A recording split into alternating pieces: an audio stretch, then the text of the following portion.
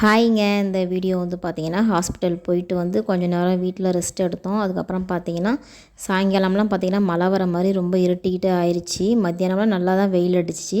அதுக்கப்புறம் பார்த்தீங்கன்னா, மழை வர மாரி இருக்குது அப்படின்னு சொல்லவும், துணியெல்லாம் போயிட்டு எடுத்துகிட்டு வந்துடலான்னு தான் மாடிக்கு வந்து துணி எடுக்க வந்துட்டாரு. பாப்பாவை கூட்டி பார்த்தீங்கன்னா, அவங்களும் ஹெல்ப் பண்ணிகிட்ருக்காங்க.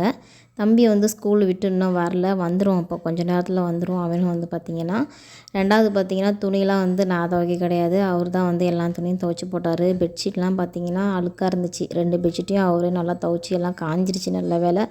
அது வரைக்கும் ரொம்ப சந்தோஷம்.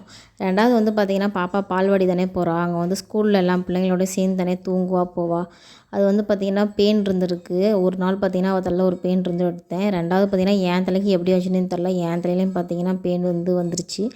எங்கள் வீட்டுக்காரர் பார்த்து விட்றேங்க பேரில் பார்த்து விட்டாரு. சரியாக எடுக்கவே தெரில. என் மகளும் எடுத்துடுறேன்னு சொல்லிட்டு என் முடியை போட்டு சிக்காகணும் தான் மிச்சம். இன்னொரு வீடியோ வரும், கண்டிப்பாக பாருங்கள். சப்ஸ்கிரைப் பண்ணுங்கள் மறக்காமல். பாய்.